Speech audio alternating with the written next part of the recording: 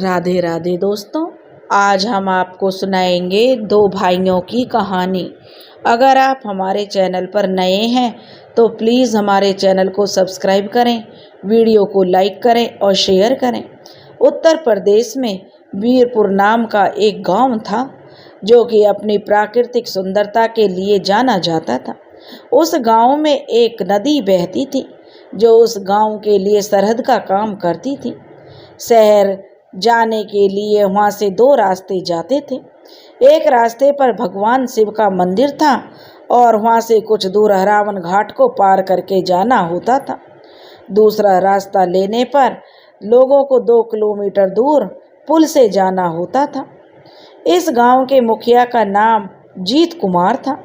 जीत की उम्र यही कोई 30 साल के करीब थी और वह अपने छोटे भाई के और अपने दादाजी के साथ रहता था। जीत के छोटे भाई का नाम सुरेंद्र था। जीत के पिताजी का देहांत हो गया था और उसने शहर की नौकरी छोड़कर गांव में ही रहकर अपनी खेती की जिम्मेदारी संभाल ली थी। आज जीत खेत से आने के बाद कुछ आराम करने ही बैठा था कि तभी बगल में बैठे उसके दादाजी, जो कि अखबार पढ़ रहे थे, उन्होंने जीत से उसके भाई के बारे में पूछा, अरे सुरेंद्र कहाँ गया है? तो जीत कहने लगा, अरे वो तो दादाजी शहर गया है घर का सामान लाने।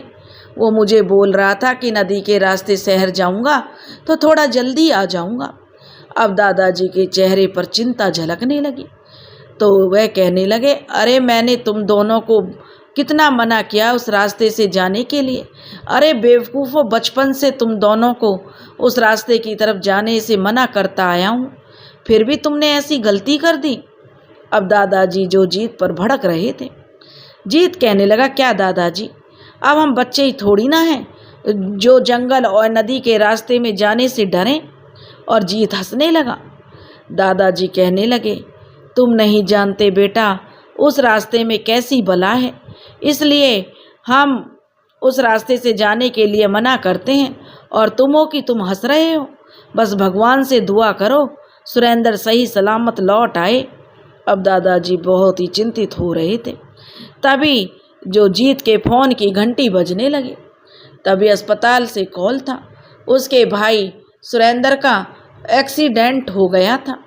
अस्पताल से कॉल आते ही जीत गाड़ी की ओर भागा और अपनी गाड़ी को पूरी गति से दौड़ा दिया उसने शहर की तरफ, क्योंकि उसे अपने भाई से मिलने में की बहुत ज़्यादा बेचैनी हो रही थी और उसके मन में अनेक विचार आ रहे थे।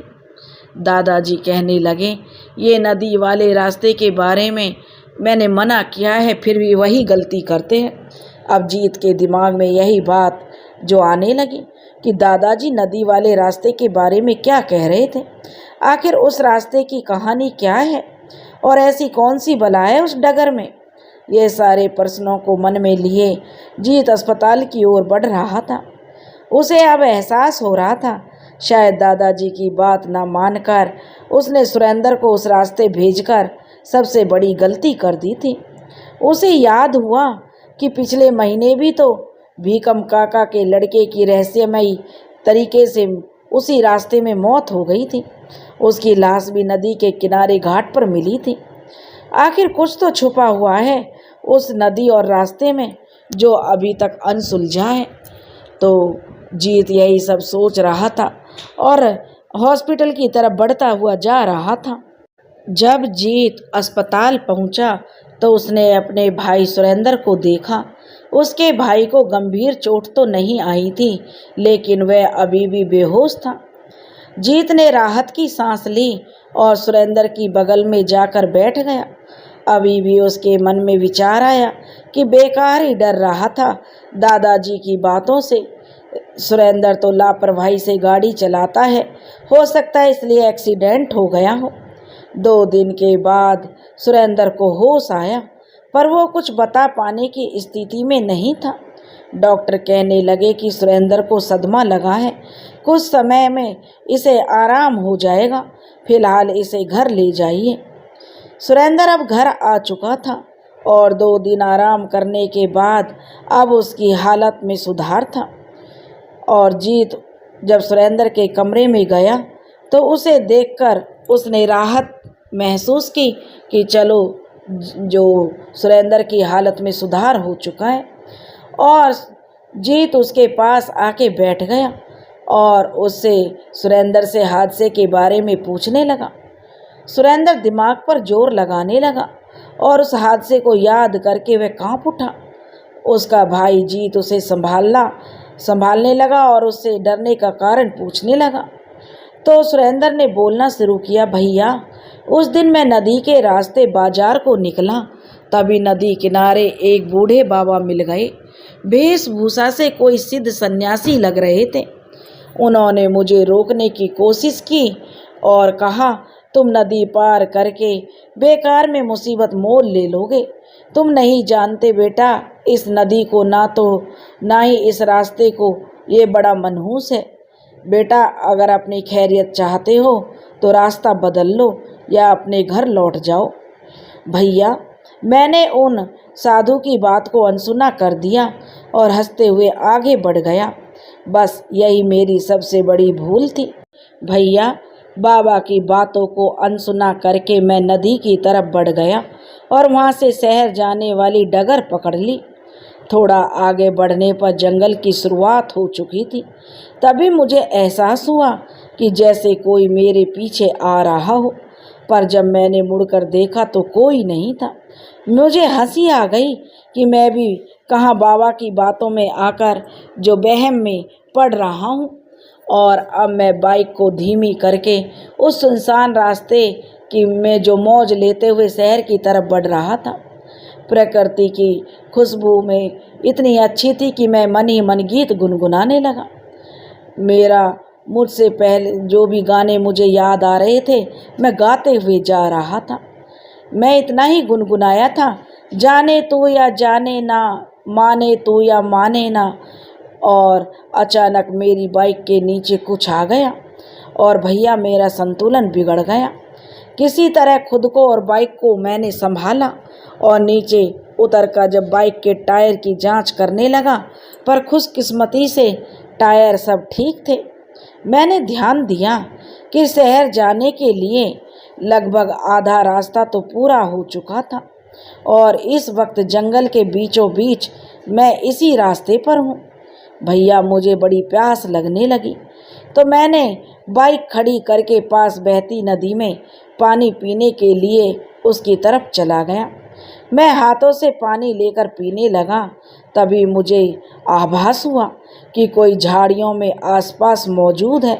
तभी मेरे कानों में आवाज़ गूंजी, देखो अभी खोना नहीं, कभी जुदा होना नहीं, हरदम यूं ही मिले रहेंगे दो नैन, वादा रहा इस शाम का, जाने तू या जाने ना, माने तू या माने ना।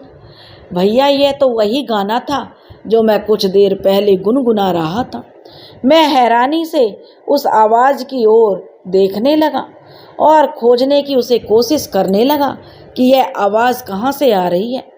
पर अब धीरे धीरे वो गाने की आवाज़ तेज होती गई।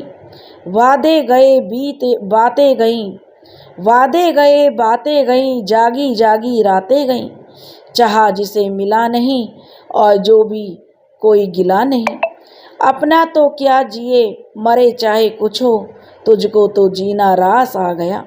भैया तभी मुझे मेरी दाएं और एक औरत का साया दिखाई दिया और कुछ ही देर में एक युवती को जो कि बंजारन की वेशभूषा में थी मेरे सामने आ रुकी। मैं सोच में पड़ गया कि ये लड़की को इस वक्त इस समय यह लड़की यहाँ पर क्या कर रही है। मेरे कुछ बोलने से पहले ही वो लड़की बोल पड़ी। बोली, मुझे जंगल के उस पार के गांव में जाना है, आप अपनी गाड़ी से पहुंचा दोगे बाबूजी? अब मैं बोल पड़ा, पर तुम कौन हो और इस वक्त दोपहर में इस जंगल में क्या कर रही हो? तो फिर वो लड़की वो गाना जो गा रही थी वही गुनगुनाने लगी। तभी वो बोली, आ गले लग जा। तो मैंने चौंकते हुए कहा कि मेरी सबसे पसंदीदा फिल्म है ये, आपको इस फिल्म का गाना गाते सुन रही थी। वह लड़की मुझसे कहने लगी, आपने तो वो गीत अधूरा ही छोड़ दिया बाबूजी, तो बस मैंने तो उसे पूरा कर दिया गीत को मैंने, और वह हंसने लगी। पर मैं उससे बोला, तुम कौन हो ये तो बता दो कि बस गाना ही गाओगी। मैं भी हंसने लगा था। तो वह कहने लगी, जी मेरा नाम विद्या है और मैं नदी किनारे मंदिर के सामने लकड़ी के कारखाने में अपने पिताजी को खाना देने आई थी, जो वहाँ पर मुलाजिम है। घर पर मेरी 5 साल का छोटा भाई अकेला है। आपकी गाड़ी यहाँ दिखी तो सोचा आप जल्दी घर पहुँचने में मेरी मदद कर सकेंगे, बस इसलिए आपकी ओर चली आई। भैया, उसकी आवाज़ में एक अजीब आकर्षण था, पर घूंघट के कारण उसके चेहरे को मैं देखने में असफल था। फिर मैंने उसे गाड़ी पे पीछे बिठाया और धीरे धीरे आगे बढ़ने लगा। अभी मैं कुछ ही दूर बढ़ा था कि मेरी बाइक की एक हवा का झोंका मेरे चेहरे से टकराया। मैंने चेहरा घुमा के बचने का प्रयास किया और फिर सीधा होकर बाइक चलाने लगा। तभी मेरी नज़र बाइक के में जो साइड शीशे पर पड़ी और मैं बह से सिहर उठा। हवा के झोंके के कारण विद्या का घूंघट हट गया था और वह एक अत्यंत खौफनाक चेहरा मुझे साइड के शीशे में दिख रहा था। उसके आंखों की पुतलियां एकदम सफ़ेद थीं और चेहरे पर जो जगह जगह चोट के निशान थे, उनमें से सुर्ख लाल खून रिस रहा था। सब मिलकर एक बहुत ही भयानक सूरत थी उसकी। मेरी हिम्मत अब जवाब देने लगी थी। मैं पीछे मुड़कर देखने की कोशिश भी नहीं कर पा रहा था। तभी वो भयानक आवाज़ के साथ हंसने लगी और बोली, क्या हुआ बाबूजी, आपकी हालत क्यों खराब हो रही है? उसने एक चित्कार भरी आवाज़ में पूछा। फिर उसने जो कहा वो बात और भी भयानक थी। बोली, डरो मत बाबूजी, अभी आपको कुछ नहीं होने वाला है। आपके और आपके परिवार के पास अभी 15 दिन का समय है। आने वाली अमावस्या को मैं आपके परिवार का खात्मा करने आऊँगी, तो आप अभी निश्चिंत रहो। उसने एक भयानक हंसी हंसी थी भैया, और हंसी के साथ कह के लगाती हुई कह रही थी। मैंने कहा, पर तुम ये सब क्यों कर रही हो?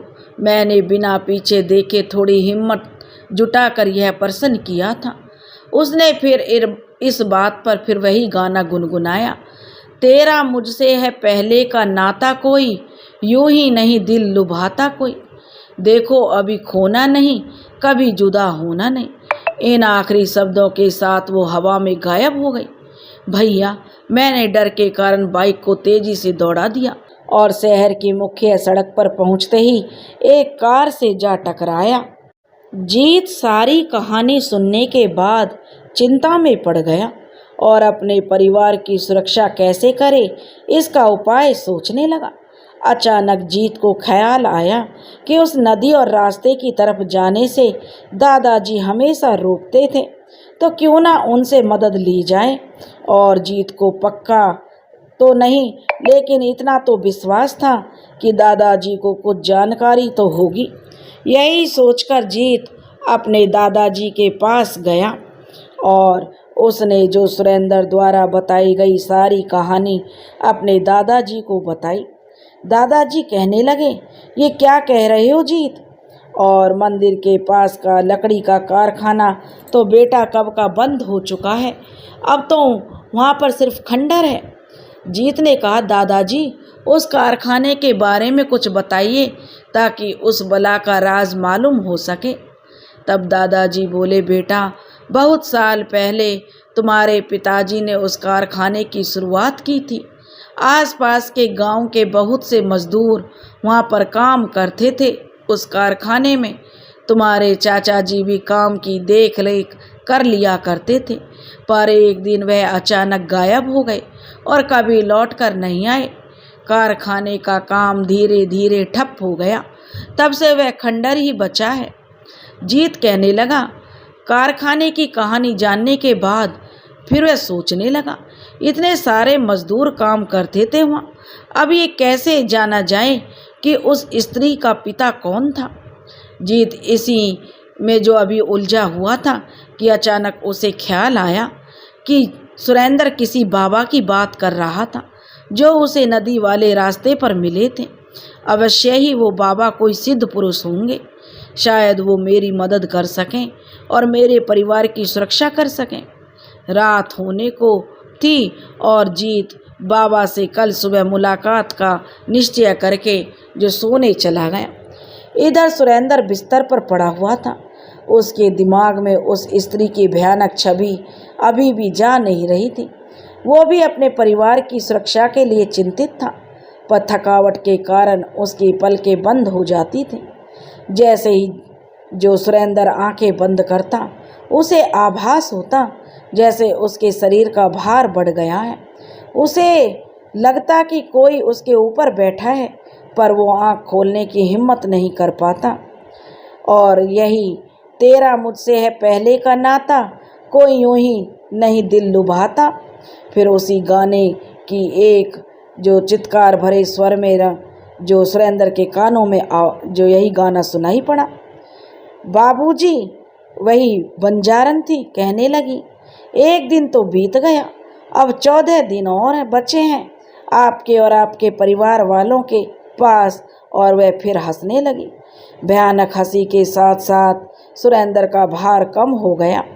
वो जा चुकी थी, पर साथ ही जा चुका था सुरेंद्र का चैन, उसकी आंखों की नींद। अब सुरेंद्र बहुत घबरा रहा था। उसे बड़ी चिंता हो रही थी कि अब आगे क्या होगा, कैसे इस बला से निपटा जाए। उधर सुबह होते ही जीत को पता चला कि सुरेंद्र को फिर वो बला की मौजूदगी का एहसास हुआ था।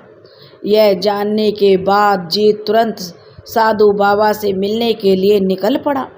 जीत नदी के किनारे मंदिर के पास पहुंच चुका था। वह आसपास उस बाबा को खोजने की कोशिश करने लगा, पर बाबा का कहीं भी पता नहीं चला।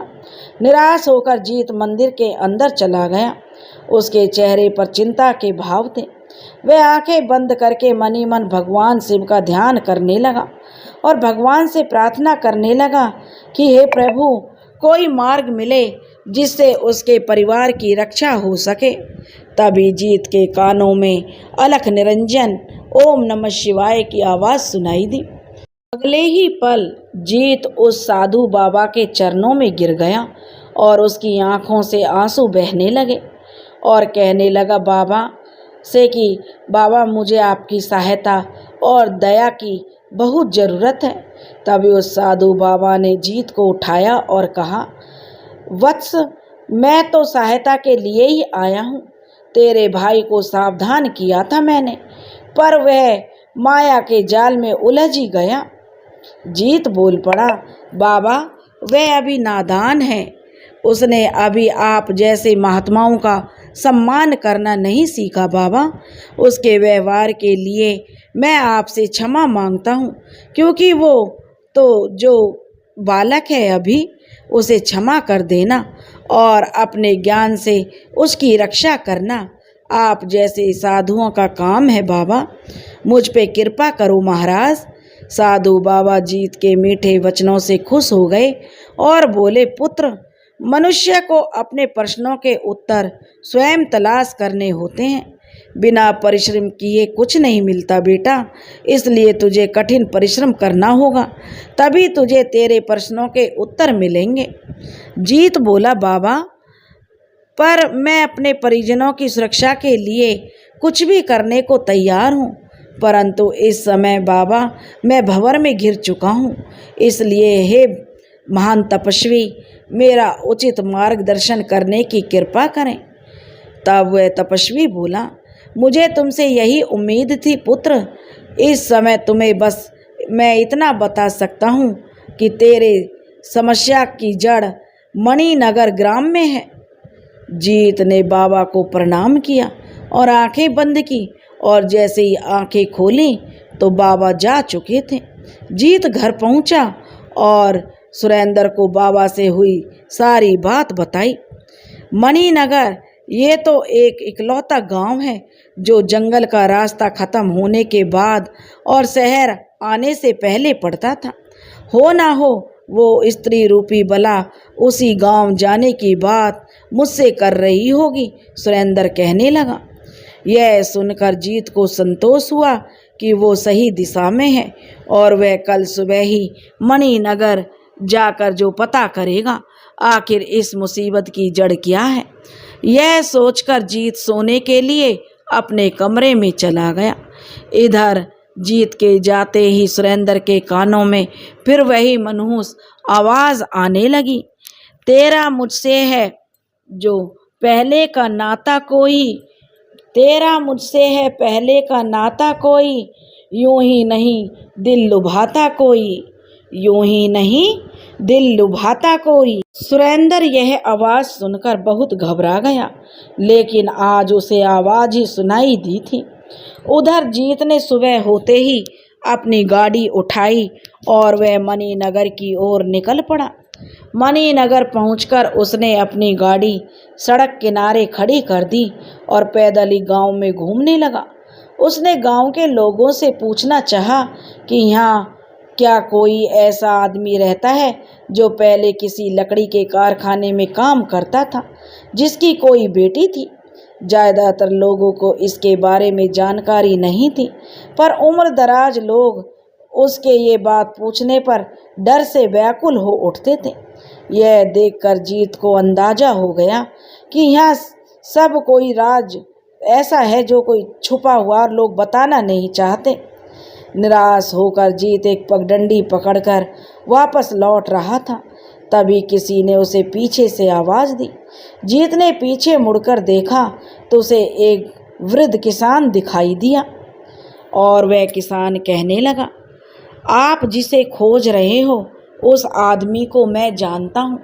जीत यह सुनकर उसके पास गया और बोला, कहाँ है वो आदमी और कौन है वो? भैया मुझे जल्दी से उसके पास ले चलो। उस किसान ने देखा कि जीत बहुत बेसब्र हो रहा है तो उसे वह गांव की बस्ती से दूर एक खुली जगह पर ले गया।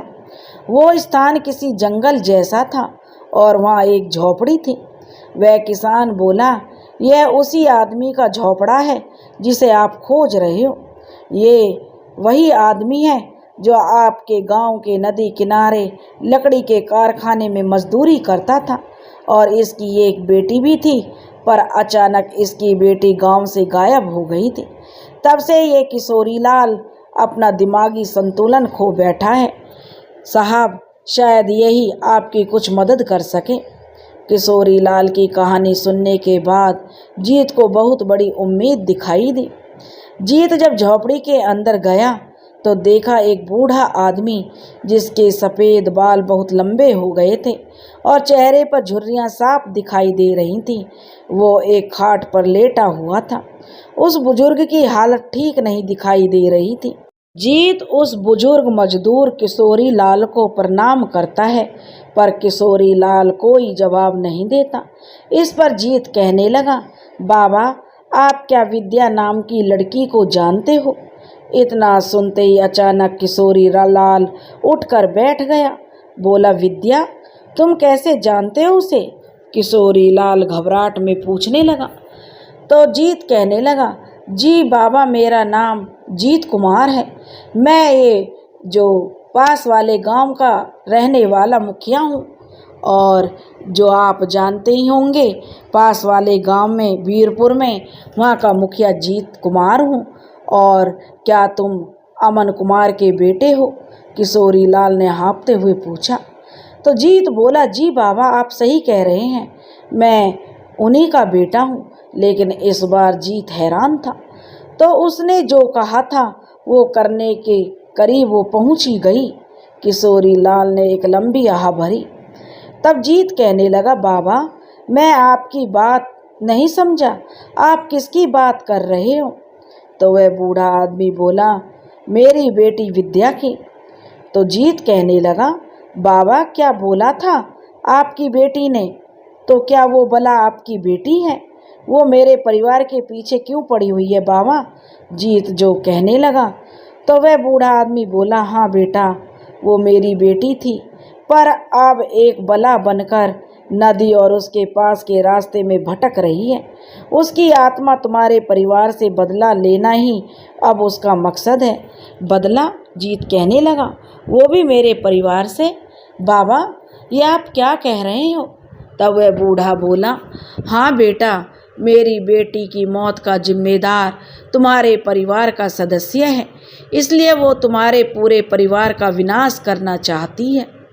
तब जो जीत हाथ जोड़कर गिड़गिड़ाने लगा और बोला, बाबा, मुझे जो पूरी कहानी बताइए, आखिर बात क्या थी? तब वह बूढ़ा आदमी बोला, तो सुनो बेटा, बहुत साल पहले तुम्हारे पिताजी अमन कुमार और उनके छोटे भाई विनय कुमार ने मिलकर नदी के किनारे एक लकड़ी के कारखाने की शुरुआत की थी।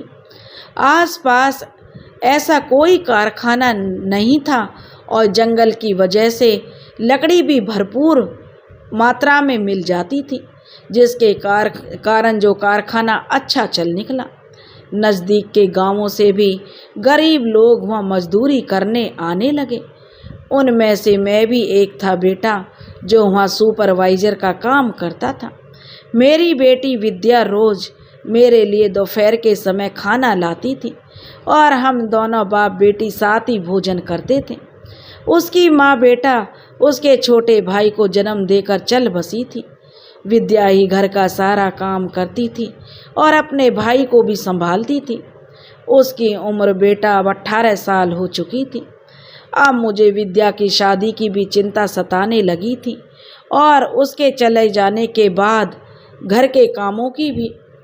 एक दिन कारखाने में खाना खाते वक्त उसने मुझे बताया कि बाबा, कि जो तुम्हारे छोटे जो चाचा थे विनय कुमार, यानी मेरे छोटे मालिक, उनसे वो प्रेम करती है और दोनों शादी करना चाहते हैं।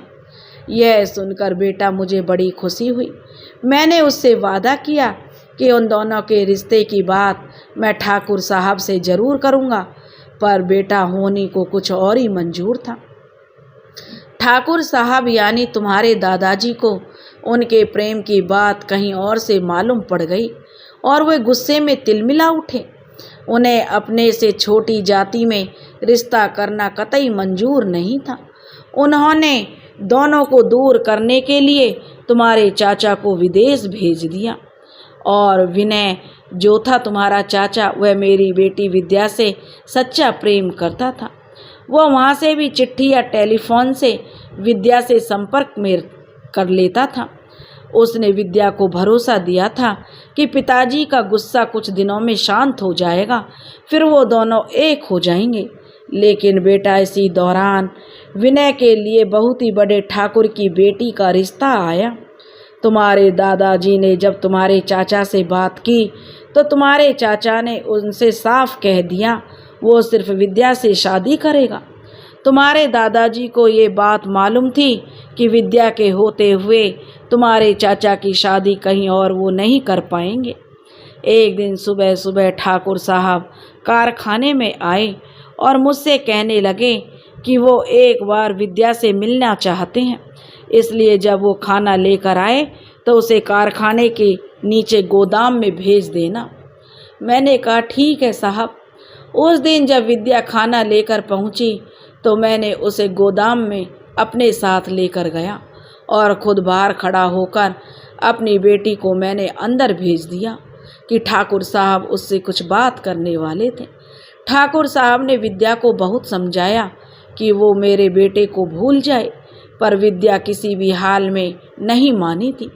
तभी ठाकुर साहब का इशारा पाकर गोदाम में मौजूद एक आदमी ने उसी समय विद्या के पेट में खंजर उतार दिया था। यह देखकर मैं अंदर दौड़कर आया, पर उन लोगों ने मुझे पकड़ लिया। ठाकुर साहब ने मुझे धमकी दी, अगर मैंने अपना मुंह खोला तो मेरे बेटे के साथ भी जो तेरी बेटी के साथ किया है वही तेरे बेटे के साथ भी होगा और तू भी नहीं बचेगा। उन्होंने विद्या को गोदाम में तड़पते हुए छोड़कर उस कमरे में ताला लगवा दिया और मुझे नौकरी से निकालकर घर भेज दिया। इस वारदात के कुछ दिनों के बाद कारखाने में अजीब अजीब घटनाएं होने लगीं। धीरे धीरे वो पूरी तरह से ठप हो गया। तब से उस रास्ते पे जाने कितने को जो विद्या अपना शिकार बना चुकी है। एक दिन मेरे सपने में आकर विद्या ने मुझसे कहा था, बाबा, उसकी मौत के जिम्मेदार उस परिवार का खात्मा करना ही अब उसका लक्ष्य है। पर मंदिर की वजह से वह गांव में नहीं पहुंच पाती थी। पर वो मेरे भाई के पीछे पड़ गई है। जीत कहने लगा, बाबा अब वो मेरे घर भी आ गई है और जो मेरे भैया को वो दिखाई देती है।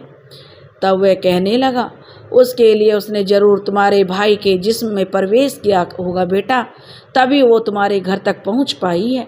किशोरी लाल ने जीत को बताया। तो जीत बोला, तो बाबा मेरे परिवार की रक्षा का कोई तो उपाय होगा, कुछ तो बताइए।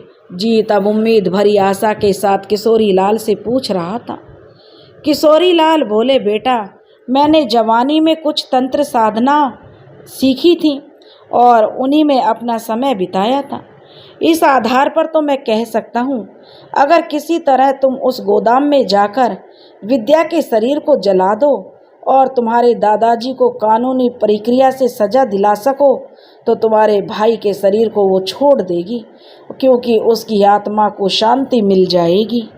अब किशोरी लाल से सारी कहानी सुनने के बाद जीत वहाँ से अपने घर के लिए निकल चुका था। लेकिन रास्ते में उसे उसके दादाजी का फ़ोन आया कि सुरेंद्र की तबीयत बहुत ख़राब होती जा रही है और वो अजीब तरह से व्यवहार कर रहा है। जीत को अपने गांव पहुंचते हुए रात हो गई। तभी अचानक उसे ध्यान आया कि इस राज का पता करते करते 14 दिन बीत चुके हैं और आज ही वो अमावस्या की रात है। जीत किसी भी कीमत पर अपने परिवार को बचाना चाहता था। उसने जल्दी जल्दी कारखाने पहुंचकर विद्या के शरीर को जला देने का निश्चय किया। उसने अपनी गाड़ी जंगल के छोटे रास्ते से नदी की तरफ दौड़ा दी। काली अमावस की रात में जंगल के सन्नाटे को चीरते हुए उसकी कार दौड़ती हुई जा रही थी। नदी के करीब पहुंचते ही अचानक उसे सामने से कोई आता हुआ दिखाई दिया, पर अंधेरे की वजह से जीत उसे ठीक से देख नहीं सका। बस उसने गाड़ी धीमी कर दी। गाड़ी जब उस व्यक्ति के थोड़ा करीब पहुंचने पर रुकी तो जीत हैरान रह गया, क्योंकि सामने से कोई और नहीं बल्कि उसका छोटा भाई सुरेंद्र अजीब चाल से चलता हुआ आगे बढ़ रहा था। उसके दोनों हाथ खून से सने हुए थे। जीत ने गाड़ी रोक दी और नीचे उतर आया और बोला, भाई तू यहाँ क्या कर रहा है? जवाब में सुरेंद्र अजीब सी डरावनी शक्ल बनाने लगा और एक लड़की की आवाज़ में बोला, तेरा है मुझसे पहले का नाता कोई, यूं ही नहीं दिल लुभाता कोई, जाने तू या जाने ना, माने तू या माने ना। अब जीत बुरी तरह से सहम उठा। यह गाना तो वो बला गा रही थी जब वो भाई से उस दिन जंगल में मिली थी। जीत ने मन में सोचा और वो समझ गया कि उसके भाई सुरेंद्र के शरीर में विद्या ही है। जीत बोला, छोड़ दो मेरे भाई को, उसने तुम्हारा क्या बिगाड़ा है? गलती मेरे दादाजी की थी ना, तो मैं उन्हें कानूनी तौर पर सज़ा दिलवाऊंगा, ये मेरा तुमसे वादा है। जीत उसके सामने दयनीय अवस्था में गिड़गिड़ाने लगा, लेकिन वह बला हा हा करके हंसने लगी और बोली, तू क्या इंसाफ दिलाएगा मुझे? मैंने तो कब का तेरे दादाजी नहीं, आदरणीय ठाकुर साहब को परलोक पहुंचा दिया और अब तुम दोनों भाइयों की बारी है। और वह ठहाके लगाने लगी। जीत दादाजी की मौत की खबर सुनकर वहीं ज़मीन पर बैठ गया और वह लगभग अंदर से टूट सा गया।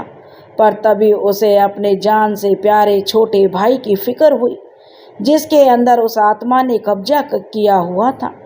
अब जीत फुर्ती से गाड़ी में बैठा और उस बला की बगल से गाड़ी तेजी से भगाता हुआ कारखाने के सामने पहुंच गया और वहां नीचे उतरकर गोदाम की तरफ भागा जहां उस विद्या का शरीर था।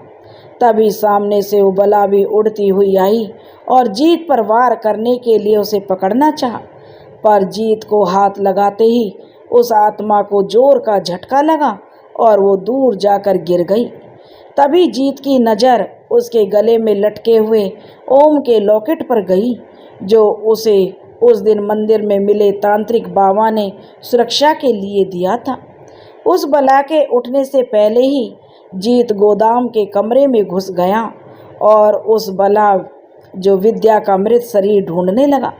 तभी उसकी नज़र जमीन पर बिछी कालीन पर पड़ी। उसे हटाते ही नीचे एक कंकाल मिला जो बहुत ही बुरी हालत में था और पूरे कमरे में जो कंकाली और बदबू भरी हुई थी, क्योंकि कमरा वजन बरसों से बंद था। तो जीत समझ गया कि यही विद्या का शरीर है और जीत उसे जलाने के लिए सोचने लगा कि क्या किया जाए। तभी उसे सामने लकड़ी के दराज पे ड्रम दिखाई दिया। उसने उसे नीचे तो उतारा और ड्रम के अंदर डीजल भरा हुआ था, जो शायद कभी कारखाने के जनरेटर को चलाने के लिए रखा गया होगा। उसने डीजल से विद्या के कंकाल पर जो डीजल को उड़ेल दिया, पर तभी जो उसका छोटा भाई सुरेंद्र के शरीर के अंदर घुसी विद्या उड़ती हुई आई और एक जोर का झटका जीत को दिया। इस झटके से जीत गोदाम की दीवार से टकराया और नीचे गिर पड़ा। तभी उसे ध्यान आया, डीजल निकलते वक्त उसके गले की माला जमीन पर गिर गई थी, जिसके कारण अब विद्या उस पर वार कर सकती थी। उधर विद्या सुरेंद्र के शरीर में बहुत गुस्से में थी और उसकी आंखें लाल हो चुकी थी। जीत समझ गया अब वो उस पर आखिरी वार करेगी और अगर उसने जल्दी कुछ नहीं किया तो वह बच नहीं पाएगा। तभी उसने अपनी जेब में कुछ महसूस किया। तब जीत ने बाहर निकाल कर देखा तो यह उसका लाइटर था। उधर विद्या जैसे ही जीत पर हमला करने के लिए तेजी से लपकी, उधर जीत ने तेजी दिखाते हुए लाइटर जलाई और कंकाल पर फेंक दिया। इससे पहले विद्या जीत तक पहुंच पाती, कंकाल ने आग पकड़ ली और सुरेंद्र के अंदर मौजूद विद्या की रूह चीखने लगी। कंकाल को पूरी तरह जल जाने पर जो सुरेंद्र का शरीर शांत हो गया और वह जमीन पर गिर पड़ा। उस बला का आखिरकार अंत हो चुका था और जीत किसी तरह जो अपने भाई को होश में ले आया। सुरेंद्र को होश में आने पर जीत ने उसे पूरी बात बताई। अब दोनों भाई अपने घर पहुँचे तो ठाकुर साहब की लाश देखकर सुरेंद्र रोने लगा। उसे इस बात का बहुत दुख था कि उसके दादाजी का खून उसके हाथों हो गया, पर जीत ने उसे समझाया कि दादाजी को उनके कर्मों का फल मिला है। फिर दोनों भाइयों ने मिलकर ठाकुर साहब का अंतिम संस्कार कर दिया। अब आगे चलकर दोनों भाइयों की शादी हो गई और उनके परिवार पर आई बला टल चुकी थी। अब दोनों भाई अपने अपने परिवार के साथ खुशी खुशी रहने लगे। पर आज भी गांव वालों के दिल में एक डर था, इसलिए अब भी लोग उस मनहूस नदी के खौफनाक रास्ते पर जाने से बचते थे, क्योंकि अब यह चाहे वह डर खत्म हो गया था, लेकिन लोगों के मन का डर खत्म नहीं हुआ था। भलाई ही तो खत्म हो गई थी, लेकिन जो बरसों की जो मान्यता चली आ रही थी कि उस रास्ते पर कुछ है, वह लोगों के मन में अभी भी बनी हुई थी। दोस्तों, अगर आपको हमारी कहानी पसंद आई हो तो प्लीज़ हमारे चैनल को लाइक करें, सब्सक्राइब करें और शेयर करें। राधे राधे।